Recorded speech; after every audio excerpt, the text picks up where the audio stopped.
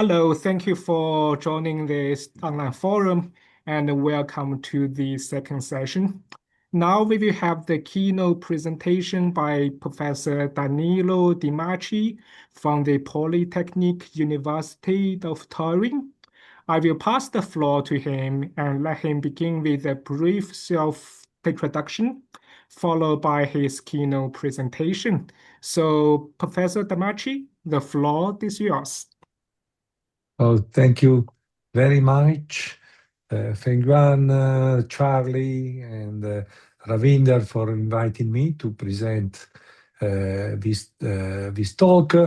It is a great honor to be here and talking about this, let's say, new and very innovative approach for agriculture that are what are named now wearable plant sensors. I will talk about this and well, let's start to look. We will talk of plants, agriculture. It is also related to animals, but I will not touch animals. I will talk of plants. That is where I'm working.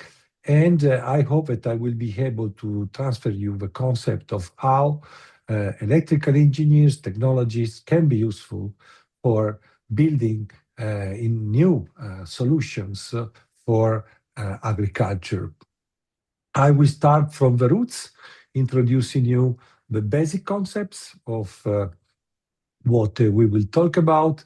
Then I move up talking about the strategy that we have to apply for reaching the targets. And I will end collecting our fruits, collecting what we can obtain applying what I just mentioned. Well, let's start from the basic concepts and the roots. Well, I want to start mentioning what Warbank Group and FAO started to talk about, let's say, about quite a long time, at least 1 decade, touching the point that agriculture, if maybe you don't expect it before the presenter, the colleague presented something related to aviation, but in this case, agriculture, it is a quite high, gives a quite high contribution for the generation of greenhouse gases. Depending on the sources from where you get it, you would go from 19 to 29%, but it doesn't matter. The point is that the connection between agriculture and climate is a lose-lose connection. What we can do, and I hope that I will show you the possibilities we have, it is to change this paradigm.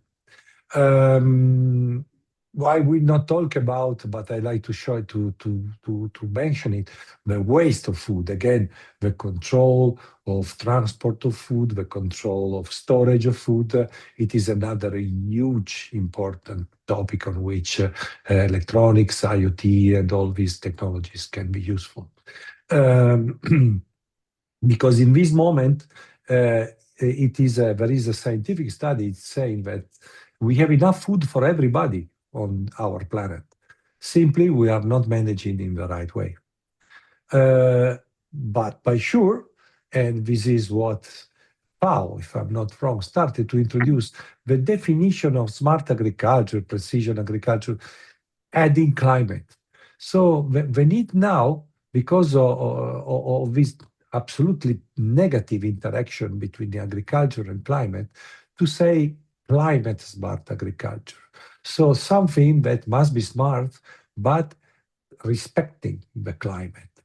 This doesn't mean that simply we can do it because it's very important from a social point of view for the quality of the life of people, but it's also economically speaking an advantage. And I hope that I will be able to transfer you again what we can do for producing and conceiving technologies that must increase productivity. As I told you, nowadays we have enough food, but in the future population will grow.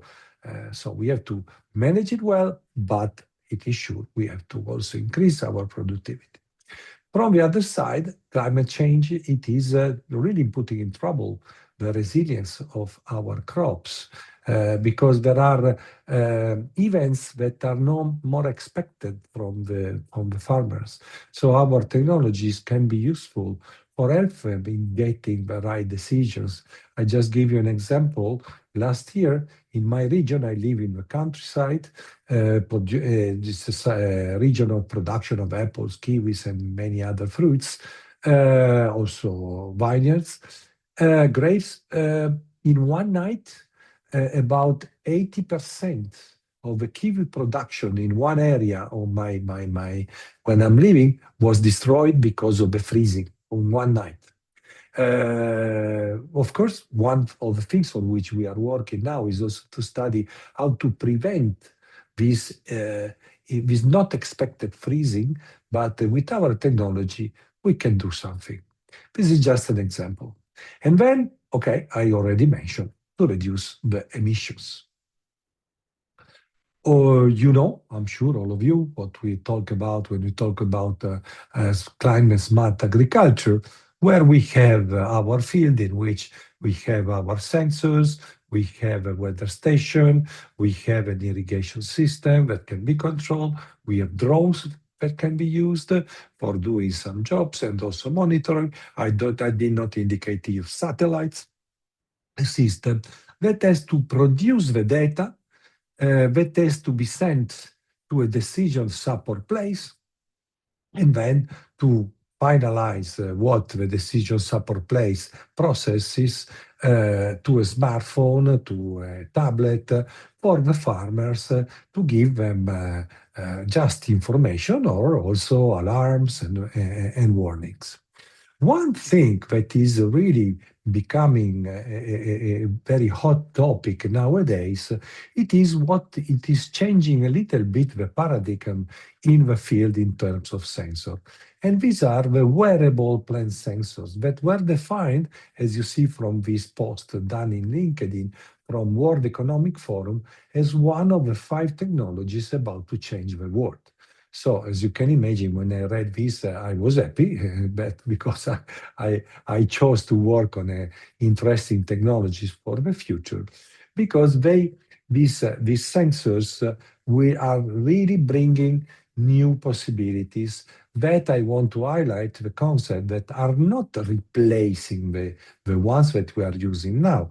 They are adding possibilities. So we always have to think that we don't have to change what is already present. We have to improve what is already present. And in my view, we can do this improvement with this, let's say, approach. The 3 implementation steps, I call them. The first one is to insert, as I mentioned, our sensors, yes, in the soil, yes, in the environment, but also directly in the plants, so in the leaves, in the twigs, branches, in the roots, for monitoring the health status. Then, when we have the data produced by our plants, we have to do, let's call it plant area network, Internet of Plants, call it as you like, but to exchange the data inside a place where probably you have 0 geo connection. So you have also to consider the importance of thinking new ways of communication, and I will show you an example. And then, yes, at the end, you have to transmit the data to the cloud for reaching the end user, the farmer, the agronomist that will analyze, and you can give to these stakeholders what is needed for managing better the crops, and why not also to do some actions in an autonomous way automatically. If my basic concepts are passed, let's see which is the strategy that we can apply to feed our roots. And my motto is let the plants do the talking. So let the plants to tell us how they feel and what do we have to do for reaching our target. It is by definition a multidisciplinary effort with the soil, with sensors located where I mentioned. And here in the second point here it is the key of why in agriculture up to now, our technologies, technologies of electronics, materials for doing sensors, were still not so present. Because I tell you, we were not able, were not ready. The technologies up to now, they were not flexible, not transparent. Because you see, just to put a sensor on a leaf that is not transparent, the leaf will die. And importance of powering. The efficiency of energy harvesters and everything are starting to be now, let's say, usable for producing enough energy, enough power. So all these technologies, yes, people are studying about them from a while, but the agriculture, you consider it maybe an easy place. It's not. It's very harsh environment. I tell you, I'm working from quite a long time also on biomedics. Sometimes agriculture is a harsher, it's a more difficult place where to use our technologies. So from the other side, now I see that we have the technologies ready. Thanks to these technologies, hardware and sensors, up to them we have to mount the systems that can use, of course, also AI. AI that, again, it is important not to have large servers. AI in agriculture is very important that reaches the edge level. After you have AI at cloud level, but you must do as much as possible locally. And I mentioned the communication. Last but not least, I mentioned the interfaces, and it is important, but it is not so easy thing to be done to develop user-friendly interfaces and also giving to the farmers the information that they need. Do not expect that with a plot, with a graph, you have finished your work. You have to process this plot, this graph, for generating easy interfaces. The farmer doesn't have to become an expert in engineering. Which are the two challenges you have in front of us? I start giving you the example of biomedical engineering because I was working on implantables, so systems where low power is important. And so in a crop, maybe you want to avoid batteries, but by sure you have to not use too much energy as your batteries or your energy harvester systems do not give enough energy. In biomedical engineering, you do it, and from the other side, if you do implantable systems for humans, okay, the cost is important, but you can spend what is needed for a pacemaker. On the other side, for an apple tree, you have the same problems about power, but in parallel, you have problems in cost. You cannot spend a lot of money for an apple tree. And so the great challenge we have in front of us is to conceive solutions that must be low power and low cost. They must be both.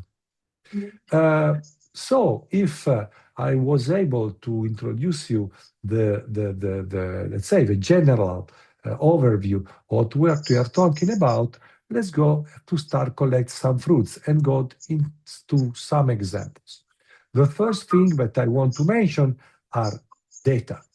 I always say if artificial intelligence, good processing are very efficient, but if we don't produce good, reliable, trustable, robust data, we give trash to the system and we will obtain trash from the system. So the data that have to be generated nowadays are mostly based on visual sensors, so cameras, most of them by electrochemical sensors. And so in this shape, we have, you see, some machine learning for understanding the production, getting some diseases. One very important point that has to be studied, and people are studying a lot of possibilities, low cost, because there are already sensors in all the points that I'm touching here, but are nowadays too expensive to be used in the right way. The volatile organic compounds are one of the ways how the plants talk. So they emit volatile organic compounds, ethylene, methyljasmonate, for communicating that something is wrong. For monitoring these volatile organic compounds, you need complicated sensors, electrochemical in particular, that we know are unstable, they derive, they are expensive. So this is one challenge in which it is a good point for research. From the other side, the nutrients of plants are based on nitrogen, phosphorus, and potassium. So again, also here, you need electrochemical in particular sensors. So for monitoring how you are feeding in the right way of your plant. And then you see how the plant eat, and you see how the plant breathes. So by evapotranspiration. And here there are several already optical solutions that again are quite expensive. So here, what I listed here very quickly are sensors that are in some way state of the art, mostly for videos and monitoring and pictures. From the other side, you have sensors already present in the market, but that have to be improved by sure to create a market in agriculture. Well, as electrical engineers, we said, wow, I'm arriving from, and still part of my group is still working on biomedics. We say impedance for humans is a good measurement for having a lot of information. Why we don't use this approach with plants? Does it work? And so we started putting some electrodes in our plants. In this case, are plants of tobacco that were the first plant that we used for after a suggestion of a biologist of plants saying in an electronic lab the tobacco plants are good because are not so large, but they are a perfect model. I say, no one in my lab smokes, so we don't do it for personal use. But the tobacco is perfect because most of you are from EE, so you know what impedance is. But what we do in general, what we measure for extracting this bioimpedance, we measure the passage of nutrients that are mostly ions that are arriving from the soil and passing inside the trunk of our plant. And so, as you can imagine, the idea is that we measure how much the plant is active because it's getting nutrients, it's getting water from the soil. And so by this bioimpedance, I show you immediately how we can monitor the health of our plant.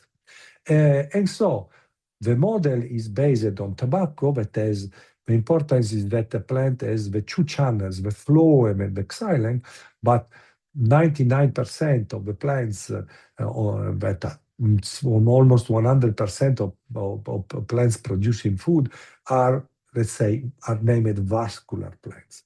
And so what is working in tobacco will work, and it's working, and I demonstrated with plenty of examples in other types of plants. So what happens if we put these two electrodes and measure the impedance? Let's look at this graph. On the top, you have a standard sensor, commercial, measuring the soil water potential. So it's a sensor that you insert in the soil, and it is measuring how the plant is able to get the water, because it's not only important that your soil is watered, is humid. Maybe the plant is not able to get the water. So what you have to measure, it is the capability of the plant to get the water. And this soil water potential, you see, when it is zero, means the soil is well watered and the plant is able to work. When your soil is dry, you see your soil water potential decreases. And here you have, we irrigated our plant and up it goes to zero quickly, and then it restarts to go down. This is the average of the impedance, of the modulus of the impedance. You see here, it is inversely proportional, but is the same. When the soil is dry, and now I hope it is clear, I'm measuring the passage of water, nutrients in the plant. So if I have less nutrient, I have less charges, I have less ions, so my impedance increases. When I water it, the reaction of the plant, this is a living plant, it is not almost digital like a sensor. It needs some time for the plant to get the water and restarting to be healthy, and after my signal will continue. Here there is the raw modulus of impedance, which I tell you now, and I highlight you this periodical signal that I will tell you later what is. You can also measure the phase, but I will show you that to measure the modulus, because I want to reduce cost, I want to reduce complexity, it is more than enough. And also I will show you that at the end I don't measure the impedance directly. I have another methodology that can bring me a better solution. So you see here, I'm sure it's important nowadays, also because we are studying the thing to do a multi-sensing place, multi-sensor node when you have a temperature, air humidity, ambient light, moisture. But what we are doing, as also other groups in the world, we are doing our research also for understanding to reduce as much as possible the use of sensors, so to see if we can exclude the sensors that nowadays are used, because maybe with, for example, impedance, maybe we can do, as you see here, this is the moisture, you see, my sensor in the plant, it is following inversely proportionally, but the moisture. So I don't need again to put the sensor in the soil. That is complicated, is not so manageable.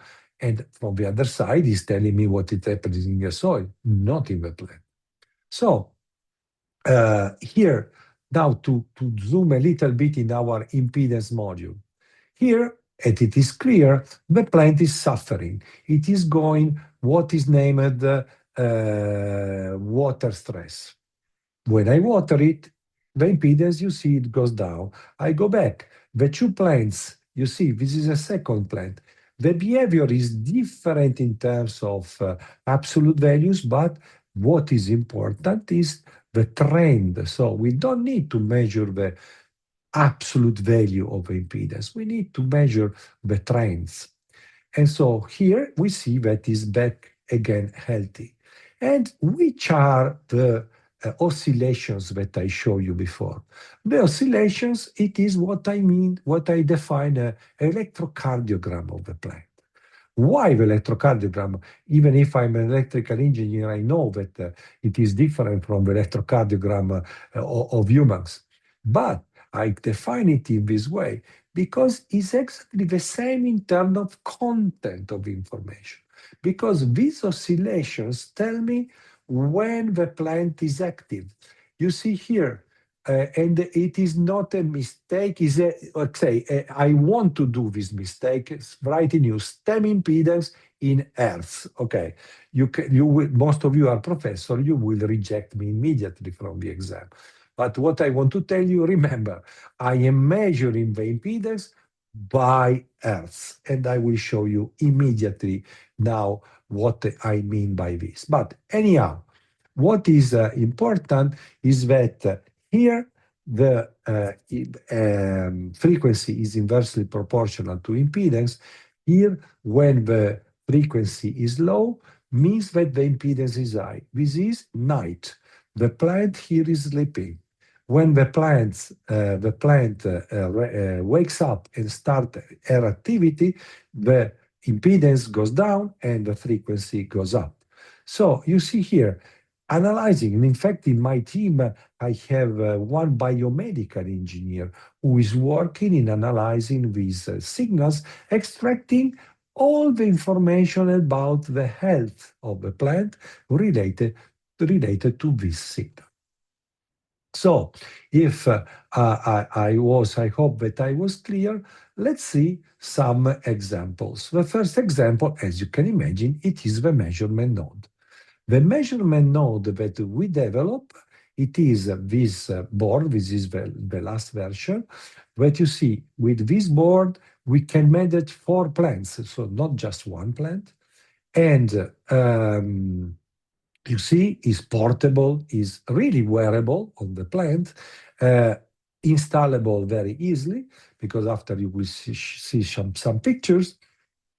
And it is communicating by LoRa. LoRa is nowadays the most used, I can say, the most efficient way of communicating in agriculture, because it is low power and long range. So it goes for kilometers, consuming very much less energy in respect to other communication systems.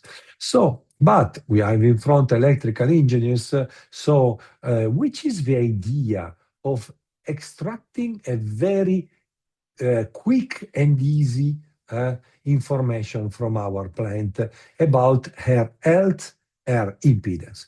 It is, and now you got me, it is a relax space that, okay, of course the circuit is more complicated, but the basic concept is to use a relaxation oscillator, where the impedance of what you have around your operational amplifier produces a frequency, a period in exit proportional to the impedance. So what we did, we replaced the capacitor with the plant. So at the exit of this circuit, I have a signal that is proportional to the impedance of the plant. And so if the frequency is high, means that my impedance is low. If a frequency is low, my impedance is high. I have the information that I need. You see here, okay, again, the circuit is a little bit more complicated, but the basic circuit, it costs almost zero. We got the point. So, and this is one of the first plant. I want also to add you that we analyzed, and this plant had this behavior. So you see here, module, here the impedance is increasing, so the soil is drying, and after a while, went down. You tell me, oh yes, you irrigated it. No, I did not irrigate this plant. What happened? Because after my plant had infinite increase in impedance. What was happening to this plant? This plant, in this moment was struggling, was fighting, because after a while, this plant died. Here, I asked the agronomist, the plant went down in impedance because started to react to a disease, trying to open, as we do when we have some problems, our fever, we have our temperature increases, we maybe breathe more quickly. So we act, we put in place reactions. So here, the plant opens all the possible spores and stomata for reacting to the disease. But the plant was not able enough to react and died. What is important that here, externally, I see the plant that is died at having problems. But each part here is 1 day. As you see, I knew days before that the plant was in trouble. Externally, in this area, in this zone, the plant was with green leaves, did not show. So we are able with this signal, because we get the signal from inside the plant. So as in humans, we go to do exams, maybe blood exams, maybe I'm perfect, and I discover that from my blood exams, I have some issues to solve.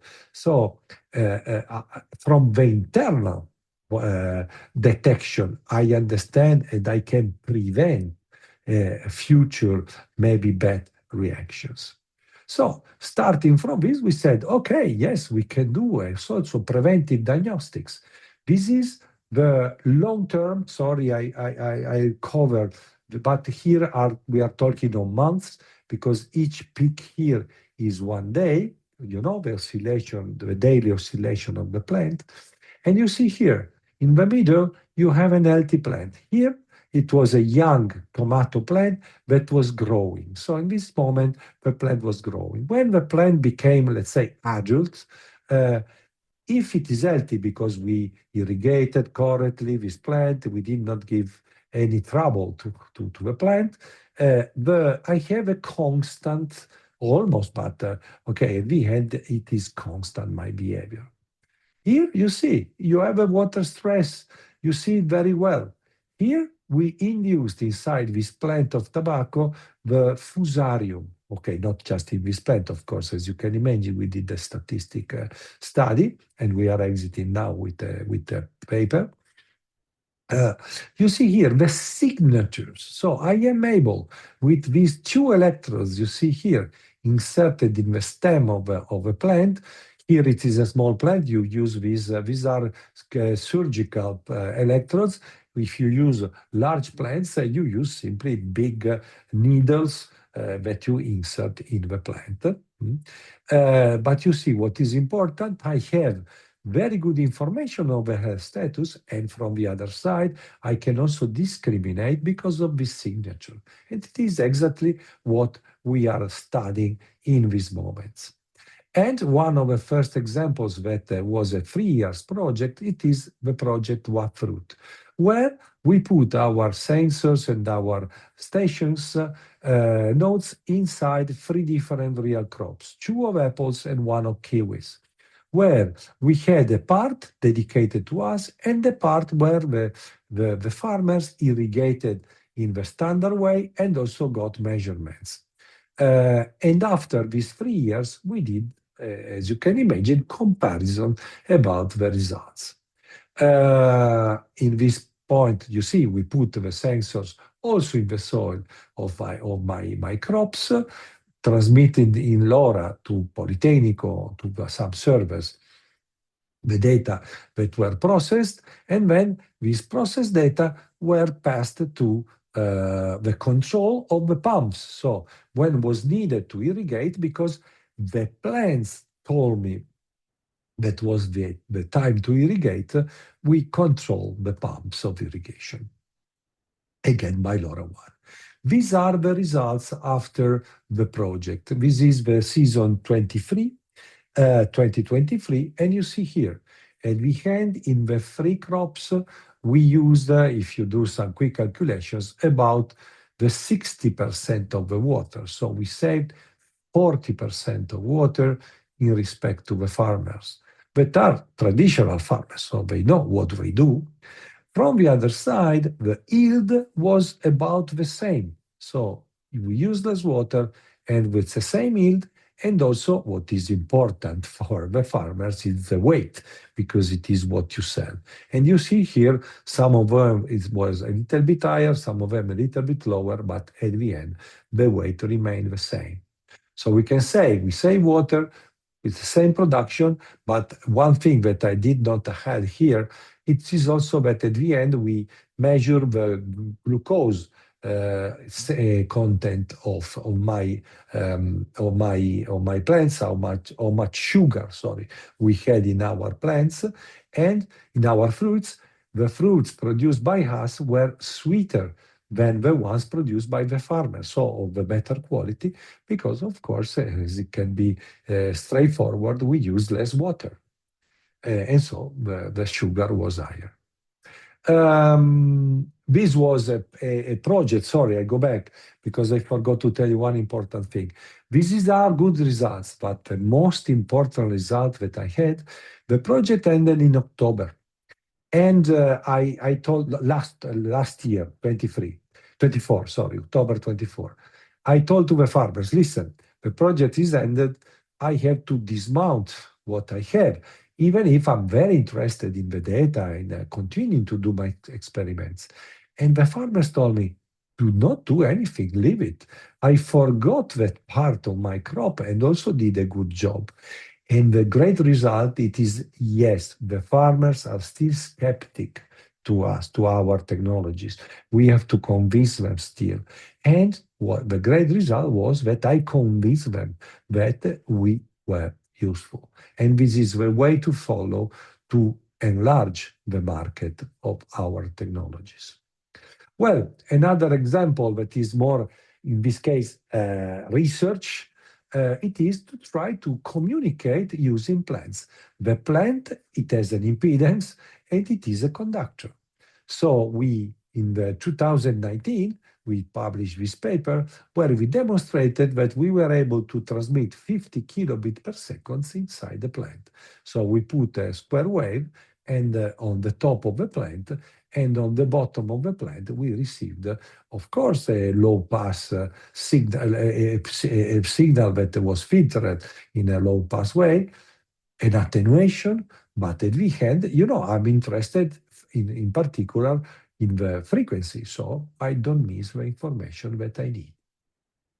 But after this, we said, but okay, they transmit, but I reading books from a great physiologist and expert in plants of Italy, that is Mancuso.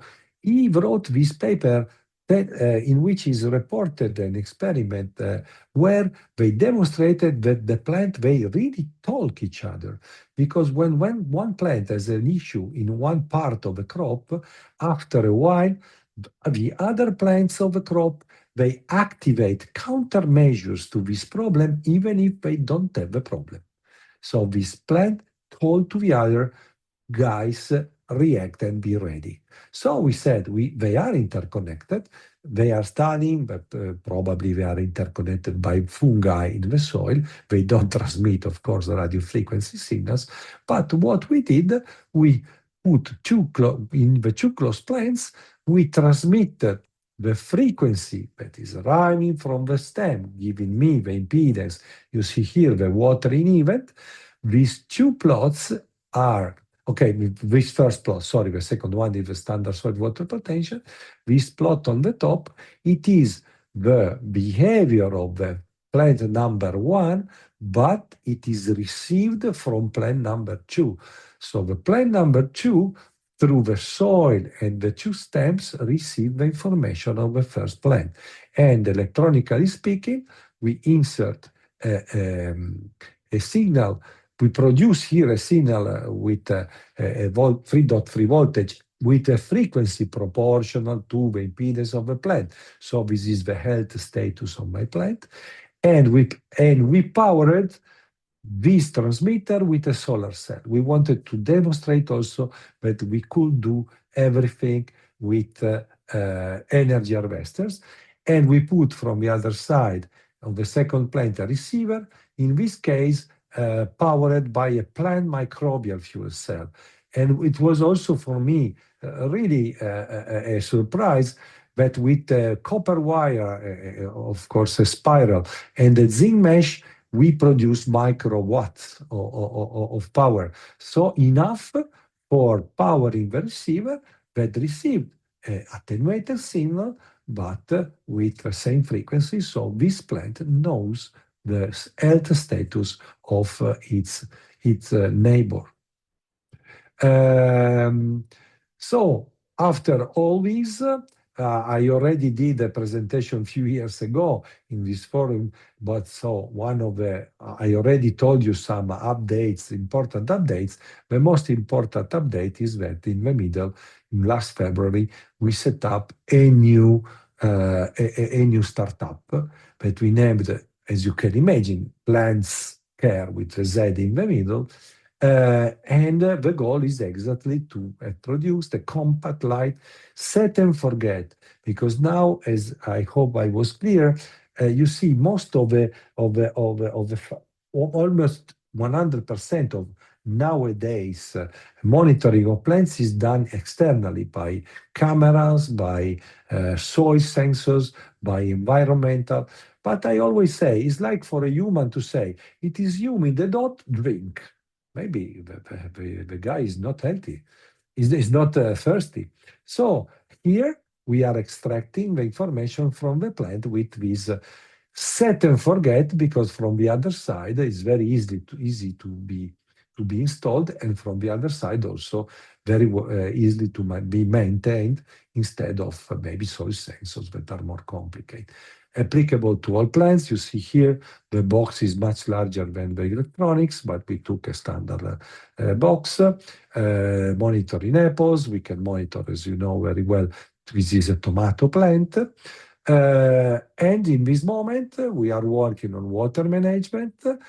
Of course, machine learning for understanding also the health of a plant. And also I have part of my group working on the microelectronic version of what we are doing, because as you can imagine, if you want to reduce cost, microelectronics is a way.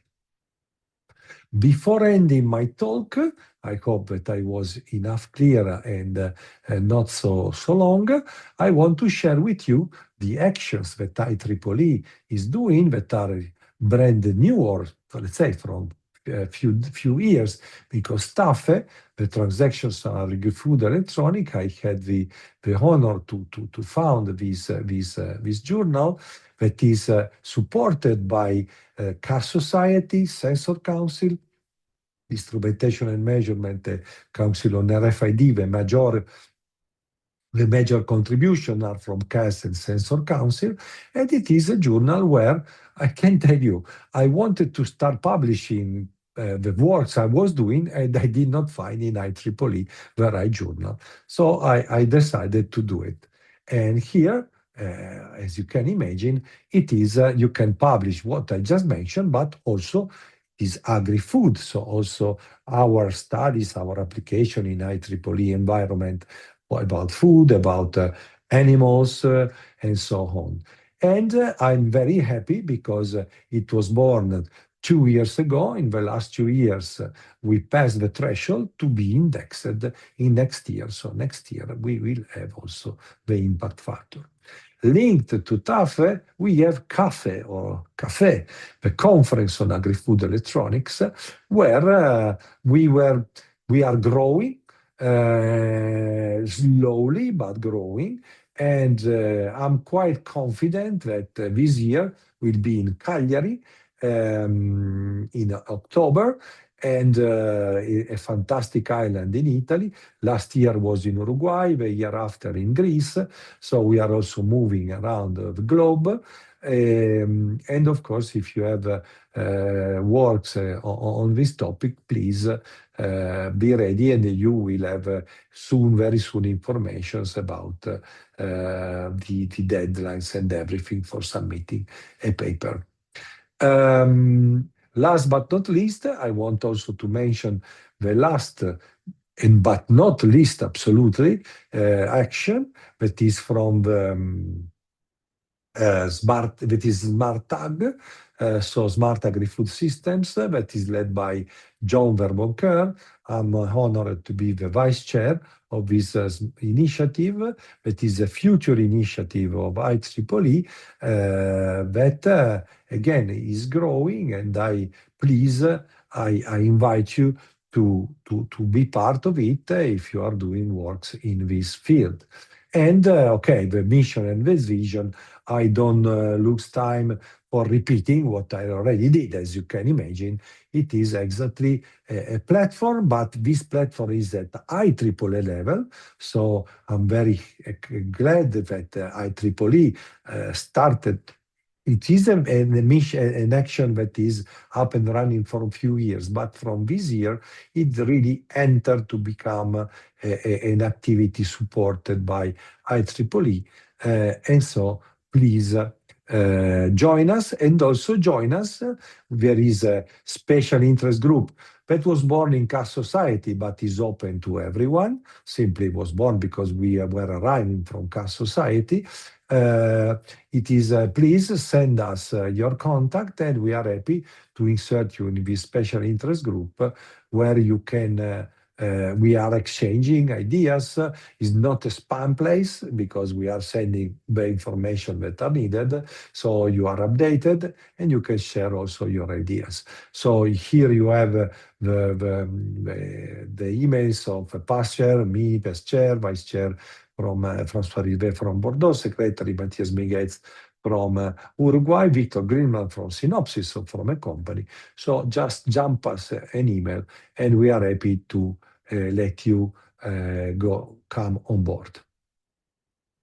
Well, I guess that I am on time. I thank, of course, on the top right, my group, because at the end they are the ones who do the job. And I thank you all for your attention, and I'm here for answering to your questions. Thank you very much. Thank you, Danilo, for your nice talk. And now we will move on to the QA session. So the first question is for myself. One challenge in flexible sensors is the baseline drift. So can you comment on this, please? Yes, great question, and absolutely. Flexible sensors, I know that there are some of the top guys present on flexible sensors, Ravinder first, so I'm happy to share this. Well, of course, flexible sensors, one important point for agriculture is to mention, to think about materials. So starting from materials that can survive in the harsh environment that is agriculture. And it is important to have flexible sensors because if we want to monitor, for example, I mentioned leaves, but it's also important to mention to monitor fruits. The growth of a fruit is another important point. So you have to, and I know some groups, for example, in Italy, the group of Luisa Petti in Bolzano, they are studying flexible sensors to put on the fruit for monitoring how the fruit is growing with strain sensors. So at the end, we are not changing our sensor. The sensors are always the same. Simply, we know that we have to do an important work, a strong work for adapting what we are doing to the studies in agriculture. The leaf, it is how the plant breathes. So from the leaf, you can have really interesting, but to position a flexible sensor that must survive to birds, must survive to wind, must survive to rain, so to be well attached to the leaf, because you want to have a good contact of your electrode or what you are working. So there are plenty of important challenges, but it's not me, but I know you first guys present here are very good people working on these technologies. So I am sure that you will find, and me as electronic guy, I will be able to exploit your result for attaching the electronics needed for reading the signals exiting from these flexible sensors. And also, okay, I did not mention the trunk. So it must be wearable, and it's like in humans. So the flexible sensors in human can be again transferred as experience in plants. Thank you for that. The second question is from Andre. Since we still have some time, Andre, do you want to ask yourself? Hi, can you hear me? Yes, Hi, please. hi, Daniel. Thank you for the presentation. Yeah, my question Welcome. is just about how how farmers are seeing this. Have you conduct any work with farmers, any pilots, so you could understand if it is applicable or in a large scale, you know? Yeah. Thank you. Good point. Absolutely, is one, as I mentioned during presentation, is one of the critical points. They see us as devils in the last year, from the last years. Now, also FAO is putting a lot of efforts for doing pilots all around the world. Me, in Piedmont, Piedmont is one of the most important regions in Italy for food production and agriculture. I have now pilot, and also no more, you see, we set up a company, so I already have some commercial activities in all around Piedmont, but not only, also all around Italy. For example, in the south, Puglia, in Sicily, where we are now covering a very good number of sensors. We are covering different crops. Now I have tests on vineyards, I have tests on tomatoes, I have tests on cherries, I have tests also on the Paulonia. I don't know, Paulonia is a large, very large tree. I have a test in basil, in blueberries. So it is, as I said, applicable to everything, and the interest is growing for two reasons. First, the farmers are now younger, so the new generations are arriving. So the new generations, of course, are ready to accept these technologies. Even if in the example that I gave you, I told you the three farmers, one of them was one of the historical producers in my region. So quite old, I can say, and he was really, really amazed and very happy of the results. So I just this morning, I was Italian time, of course. I was in a meeting where in the research center of Piedmont, that is named Agrium, we set up the digital orchard. So we set up what we call a digital orchard that we want that becomes a living lab, a showroom for our technologies. So there, Politecnico, other universities in Piedmont will use this orchard for cooperating together, but also to organize special events, inviting farmers for showing them that we are not devils. Maybe we can become angels. But it is not straightforward. Your question is perfect. We need to show them, and I say, we don't convince them by slides, by papers, we convince them if they touch what we are doing. This is why we decided to set up a real orchard with the technologies inside. Thank you for that. Since we Thanks to you. have Thanks for the two question. more questions, I will ask for them. So the next one is watching the ECG signal of the plant in a rural community. How can a plant rest in a city where the lights are usually on even in the nights? So what can we do for that? The plants are smart.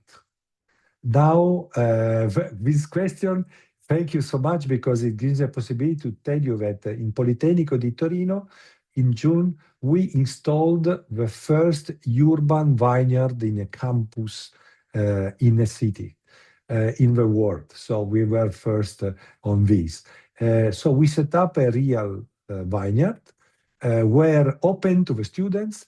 So my rector told me, so we can have the wine of Politecnico di Torino soon.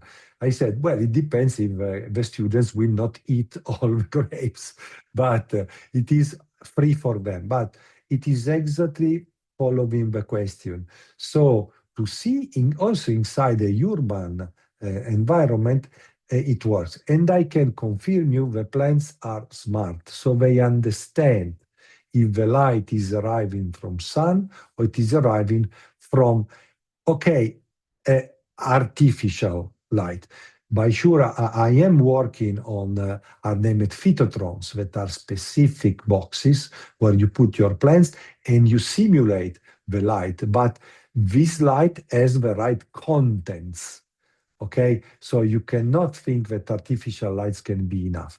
By sure, it is changing the way how the plants are reacting. They, of course, are intelligent, but not so intelligent. So, of course, there is a change. It is one of the things that we want to study in this urban vineyard. But from the other side, we are seeing a change already now, because from June we started to put our sensors, a change from day and night. So it works. And I take the question because the good point is that I mentioned the frequency, the fact up and down, but the frequency contents, the amplitude, is exactly what we are working on. Exactly like analyzing a ECG. So it's not just the up and down the information. It is the type and the content in frequency and time and amplitude of a signal that tell you. Now we started, I'm sure, to extract the first information, but there are plenty of other information there that we will extract in the future, I'm sure. Okay, thank you for that. And the next question is from Ravinda, and he first expressed his thanks to you, Danilo. And his question is that you have used conventional electronics for local environment monitoring for plants, and that includes the use of PCBs, chips, and batteries, which are kind of toxic and non-biodegradable, right? So toward the long run, how do you see this influencing the soil health, the overall sustainability of the sensing system? And are these strategies, or are there any alternatives we can use to help in this? No, thank you. Of course, the question is crucial. We are talking of climate respect using PCB boards. And yes, these are the first results, the first applications. So we did not go immediately to the final thing that in few years, I don't say decades, I say I'm sure few years, we will reach, thanks to the support and the work of all the people also present here. I mean, we are already now studying. We have Marie Curie's project for PhD students in Europe, where we are working on studying biodegradable, biocompatible substrates, not me, but the colleagues of this project. So we are in research investing a lot of efforts in studying sustainable electronics. And I connect to what I told you before. We were not ready. 10 years ago, even 5 years ago, we did not have possibilities to conceive enough efficient electronics based on biodegradable or biocompatible substrates and devices. So this is another huge track to follow in our research in electronics for developing. And the last end, and we submitted sadly a project a few years ago, maybe it was too early, talking about biodegradable electronics for agriculture. We were rejected because one reviewer said, it's not possible. Why? Now is reality. So sadly, maybe we were too much in advance. But okay, it's available not in the market, but we as scientists, and I see a lot of colleagues are working, and me first, I'm cooperating with people developing. And what is important, this is a very important point. In electronics, we used to have gigahertz, megahertz. For agriculture, few hertz are more than enough. So, yeah. So from the other side, also solutions that we know in flexible or also biodegradable, maybe on paper-based electronics, they are not so fast. You don't need. You need, if you go to kilohertz, most of the time you are silent. You don't need to do. So what is good from our side is that the requests from this side are not so, let's say, tough. So it is possible to do, but it is a work, and so as scientists, is a good news. So we have things to work on. Okay, thank you for that. And You're welcome. we have the last question, and Isabel would like to ask this. Isabel, Please. to you. Okay. Good morning, everyone. Good morning, Dr. Demarchi. So I apologize for not writing my question. I had an accident Sunday and I broke my wrist. Ooh. So hard I was typing and I erase like accidentally. So here is my question. It is like a question that could be like bordering your explanation. How do green roofs could contribute to conservation of water? And if you had like a thinking to study not only crops, but in urban areas, like the green roofs are so necessary, especially like in diverse climates such as California, and that could reduce like a resource consumption. And if you think that it is could result in economic benefit for cities and building owners. Thank you, Isabel. Also, another great question, and to give me a possibility to comment a few things. Well, we set up a company. A lot of new startups are growing. So we must be efficient in terms of economics. We must be effective there. I am absolutely positive that we, as I said, from one side, we have to conceive affordable solutions. We decided in one of the previous works in one forum that sustainable is okay, but maybe the best word is affordable. So must be sustainable, but also sustainable in terms of financial support from the farmers. So in the urban areas are very interesting and very important. And you mentioned resources. I highlighted the water, that is the first immediate thing on which you can talk about, but resources in agriculture are also nutrients. So I mentioned, so with the same concept, is also important to monitor the let's say the problem, the leak of nutrients that the plant can have, and do the action. So, or also to optimize nutrients. From the other side, for respecting the climate, pesticides. I always use this example. Having these sensors that are affordable in terms of cost, nowadays people are using one sensor per the full crop because it costs a huge amount of money. If you have sensors that you can spread around your crop in terms of preventive detection, and so for saving the use of pesticides, you, for example, you can have a problem, you know that that part of your crop is having an issue. So you can first stop it as soon as possible. And you can use now the pesticides, you cannot avoid pesticides, are useful. So, but in this moment, what is needed, it is maybe you use less pesticides there, or maybe because you are preventing, you can also use maybe less efficient, and so maybe not too much chemical based, so maybe also some natural pesticides or natural, let's say, components to react to the problem. And so stopping the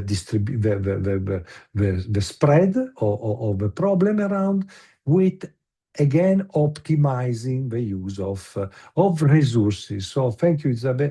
Isabel, exactly what we are talking about, it is the optimization of resources at all the fields. You see the positive and negative things that we are using in a crop. Okay, thank you, Danilo. And that concludes our second session. And thank you for all. Charlie, over to you.